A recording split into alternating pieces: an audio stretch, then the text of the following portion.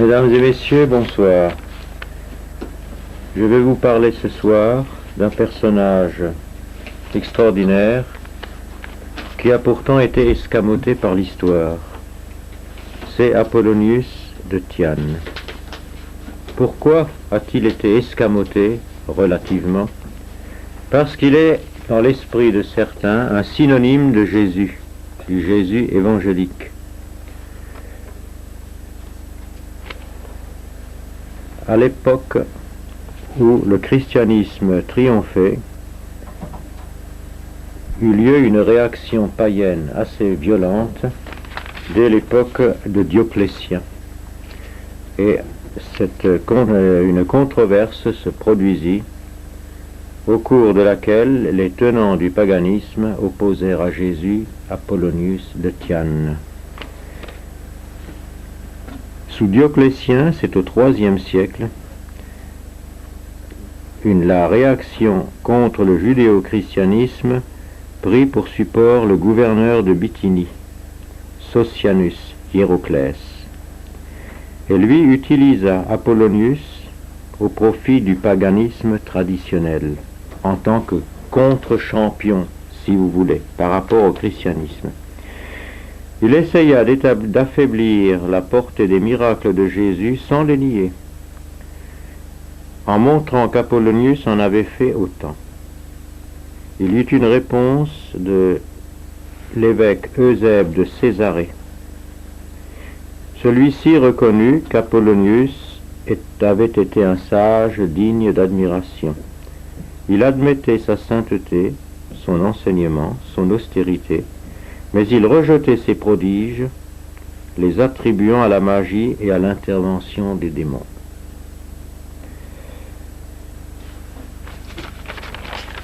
Cette contestation, aujourd'hui, ne nous intéresse plus, car en fait, entre Apollonius et Jésus, il y avait des différences importantes.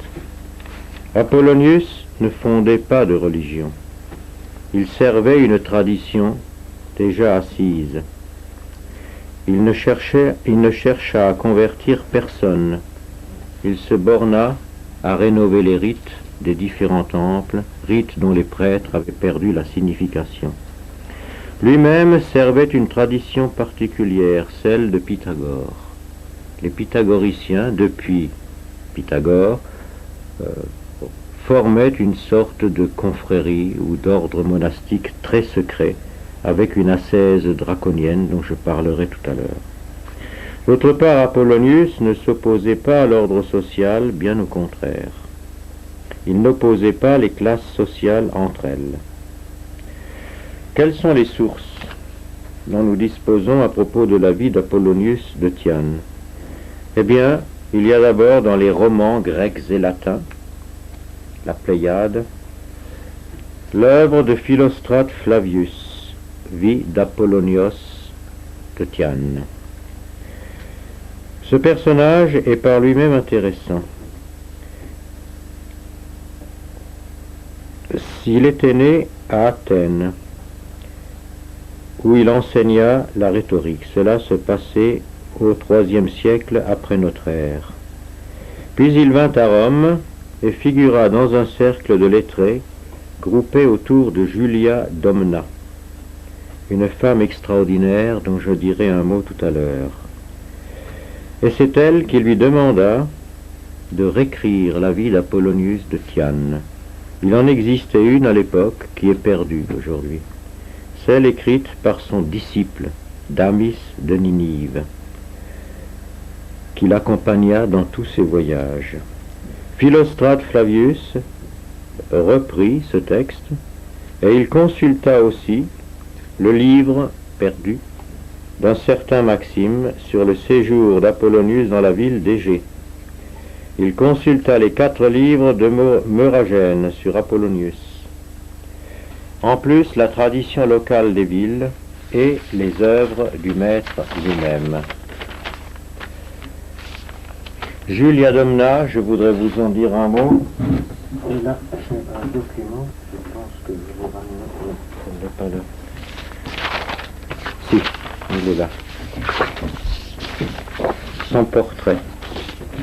En me promenant au mois d'août à Épinal, dans les Vosges, au musée, j'ai vu une collection de pièces de monnaie des sesterces romaines. Et sur l'une, il y avait le portrait de Julia Domna. Je vais vous dire quelques mots de cette femme, qui, à mon avis, est une des femmes les plus importantes de l'histoire. C'est à elle que nous devons cette vie d'Apollonius qui nous reste. Julia Domna était la seconde femme de l'empereur Septime Sévère, personnage intéressant par lui-même. Il était né en Tripolitaine, à Leptismania, probablement de souche berbère.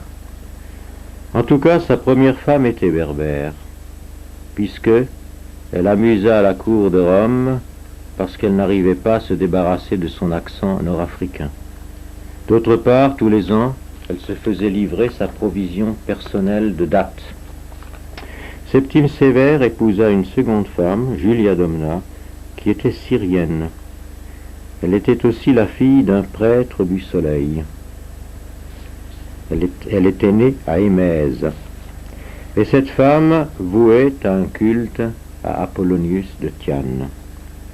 C'est elle qui demanda à Philostrate de rédiger une œuvre du maître en reprenant l'œuvre de Damis et ce qui restait de documentation par ailleurs. Elle influença beaucoup Septime Sévère et son fils Caracalla.